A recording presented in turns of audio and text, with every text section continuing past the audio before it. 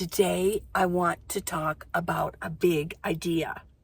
I'm going to talk about 3 things that are going to change your life. Today, I'm going to talk about clothing. Now, is that a big idea? Absolutely. There's a whole psychology wrapped around clothing. I mean, we do have to wear clothes or we can get arrested, right? Now, this is going to be directed towards nomads. I get asked this all the time. What should I pack? I'm getting ready. What should I bring with me? Lee, how many articles of clothing of each type should I bring? Now, men, don't you dare go anywhere because this is aimed at you too. Let's get going. Let's talk about clothing, the big idea. Subscribe, please.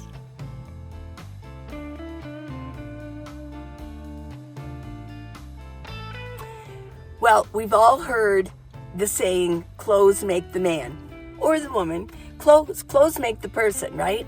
Well, clothes. I've got clothes on. You know, it's illegal to be without clothes. That's the one thing we have to have. We get arrested if we don't have clothes on. Now, the clothes make the man. There's so many studies on this. It's crazy. You think, well, what does this have to do? They think there's so many studies about this. They've done experiment on, they show pictures of different people. They don't show their face, but they show pictures of in people in different clothes. And the people rate what they think they do as a profession, what kind of person, what kind of personality they have. And even I mean, it's so interesting that if you wear a certain type of clothes, people think you're so successful, or you're a very kind person. Certain clothing, you're very kind, you're approachable. Yes, and they've even in studies that in schools, teachers will stereotype children by the clothes that they have. They'll decide, are they smart? Are they good students? Things like that. By the clothes. Okay, let's get started with the actual clothes. I have been asked this question so much. And recently, yes, because I do have some friends that are getting started in the nomad life pretty soon, within the next year. They want to know what they should keep because obviously they're going to get rid of a lot of their clothes. They've got to get rid of their house. They've got to donate it, sell it, whatever. And so they want to know how much and what they should bring with them as nomads. Now, you're going to have winter and summer clothes all at the same time, okay? And because, remember, I came up here. Some of my winter clothes are still back in Tucson in my storage. I didn't want to bring it all because this is my summer home up in Flagstaff. But it's cold up here, and it's a good thing I brought some winter clothes. Oh, my gosh. It was freezing, and we actually had snow the beginning of this week. So you're going to need winter and summer. What I have is a little bag. Well, actually, it's a big bag. And I've got a little bit of winter clothes. That's one of the reasons I have to go to the laundromat so often, is because I didn't bring that much. And so when I go through it, I need to go wash it because it just hasn't warmed up here yet. Now, it depends on your rig size, okay? Like if you're in a Class C, I love those Class Cs. They got that little cab over storage unit. You can either sleep up there, but a lot of what you do is you store things up there. Or also a ProMaster or, the Sprinter type. There's a area that goes over the cab area, and a lot of people put their clothes up in there, okay? I have my clothes in my dresser here. That's where I put my clothes. And then I got these huge bags. There's these huge yellow bags that one of the laundromats I use, they sell them for like $1. And so I bought a few of those. And so those are in my garage area back here. Okay, those are where my main winter clothes go. So obviously winter clothes are a little bit more bulky, okay? They're just too bulky. So you don't have in the winter, if you just have exclusive winter clothes, all of my winter clothes will not fit in here because they're bulky. If I've got like the fleece outfits, top and bottoms, and then you've got your coats and things like that. But for right now, and if you're not going to get a storage, you're going to have to travel with both seasons. Okay. Now they say to layer your clothes. I mean, a lot of nomads say, oh, in Arizona, you got to layer your clothes because it's cold. And then in the afternoon, it gets warm. I don't like layering. Layering is uncomfortable for me. It's too constricting. So I will just take the time to change my clothes as the temperature changes throughout the day. And okay, the size of your rig, that does matter on what you can bring. Now, it also, if you have laundromat available, I mean, that's going to determine how many clothes you have. If you don't have a laundromat, if you're going to do a lot of boondocking, I mean, maybe you're out there and you figure nobody will see you. You don't have to change your clothes very often. And that might be true, but that might not always be good. That wouldn't be good for me. I like to change my clothes a little bit more often.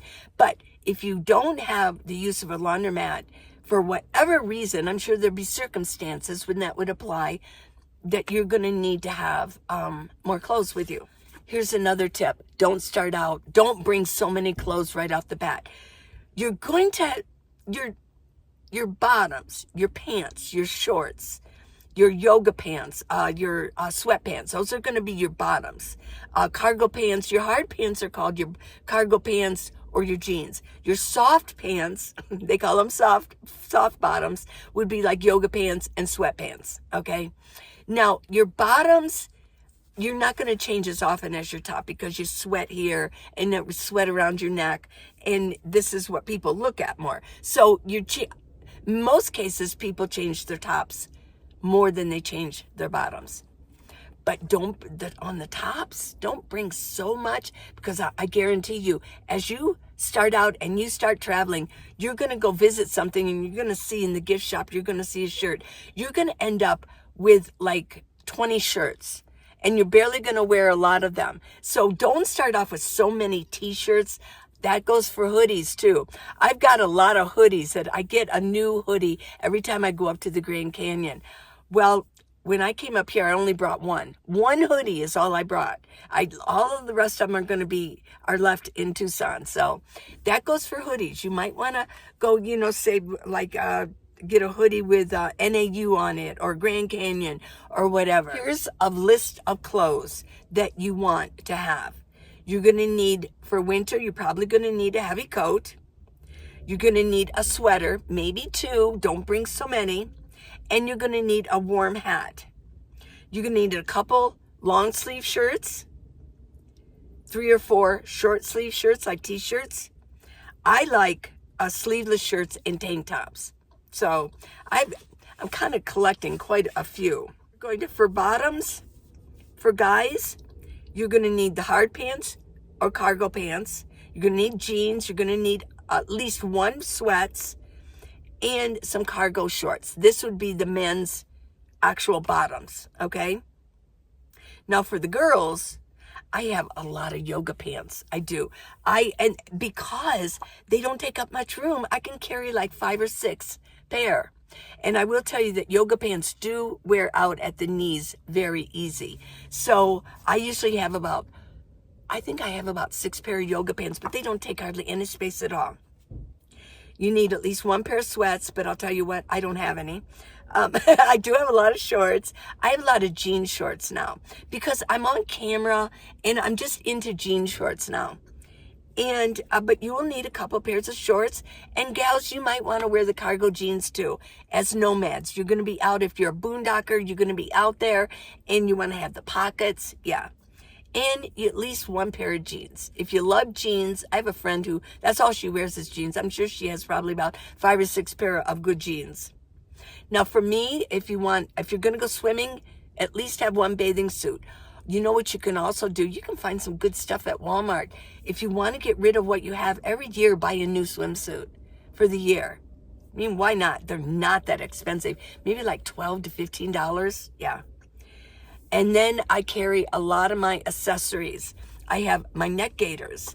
I have arm gaiters. I have scarves, hats. I have all kinds of different hats. And yeah, I just bought a new hat. I love my new hat. And then, of course, you got your gloves, too. Shoes. Here's for shoes. I have 1 pair of really good hiking boots. The brand is Vosk. I got them on Zappos, and they're Vosk. They're very expensive, and I rarely wear them, but I bring them with me. Yes. And I did bring them with me up from Tucson. And then I have 2 athletic shoes, 2 pair of tennis shoes. And then I have 1 pair of sandals for the summer. 1 pair. They're sort of like hiking sandals, sort of like that. Yeah. So that's what you're probably going to need. And I'll tell you, I wouldn't go beyond any of that. But this is what, in my drawers, they are full. Right now, I have to bring my fleece with me. These are like so big. They take up a lot of my drawer. And then I've got a couple more turtlenecks. I've got all my underwear and my underwear on the top. And I keep my bottoms in here. It's pretty much shoved in here. I've got yoga pants and I've got shorts, a lot of shorts in here. And I will wear them this summer. And then down below, this thing is just stuffed so full. It's got all my accessories. And down here is where I'm keeping all of my summer tops. And as soon as it starts warming up, I will take a lot of the heavy tops here and I will put these up in here. That's what I recommend for clothing for everybody. Try not to bring too much. If you bring too much, but if you do bring too much, it's easy to get rid of the clothes, isn't it? You can say, I don't need this, and you can donate it to Goodwill, or my light went out. You can donate it to Goodwill or something like that. Yeah, a secondhand store. There we go. So don't worry about if you bring too many clothes, but I guarantee you, as you travel, you're going to add things on. For nomads, if you are dressed sloppy, ill-fitting clothes, I mean, after all, you're just a nomad. You're living in your van, you're living in your rig, your RV, whatever you have, your truck, your minivan, your ProMaster. Who cares? It doesn't really matter, your appearance. Well, my point is that you might be eliminating a lot of chances to meet different people because of the way that you're dressed. In Flagstaff, there are a lot of nomads here because it's high elevation in the summer. So you're here. And I notice, I see at Walmart's, I see here and there. Yeah, I see. Flagstaff is a small city. And I think sometimes I think, wow, I'm not judging you because I know you're a nomad. I know you're a nomad and you're a senior citizen. But somehow I do feel in some ways that some of you have given up. You've given up. But what you're doing is you're eliminating a lot of chances that could come your way. Chances of meeting certain people. Chances for guys meeting a girl. Chances of just sitting down and chatting with somebody. I see them in restaurants. I see them here and there. And I don't think it's too far-fetched to wonder, do your clothes still fit you properly? Have you lost a lot of weight? Are your pants way too baggy? Are they stained up? So I'm putting this out there that there is a psychology of clothes, and because we have to wear clothes. So here's my big idea on the psychology of clothes. Check yourself. Do your clothes still fit? Are they too stained up? Are they even in style anymore? Why not? You've got, just because you're older, just because you're a senior citizen, just because you think, well, I've worked all my life, I can do what I want to do. I do believe that you might be pushing off really cool people and even locals that you might find interesting and want to chat with and maybe get invited to places. I really thank you for watching this. Clothes are important, obviously. We have to wear them or we get arrested, don't we? We just do. Okay, so if you want to go to minivanlee.com and you want to help support me, you can go there and just click on gifts, and no matter how small the gift, it's very much appreciated. Now, you can go on Amazon and type in Minivan Lee, and my book will come up, How to Live in a Minivan, the Minivan Lee Way. And lots of lists. I list everything that you could possibly need. And I do talk about clothing in my book, too. Well, tomorrow's another day. I'll have another subject for you. Thanks for watching, everybody. I really appreciate it. Bye. I'm doing laundry again every week. One of the joys of van life, you don't have a washer and dryer in your basement or in your garage.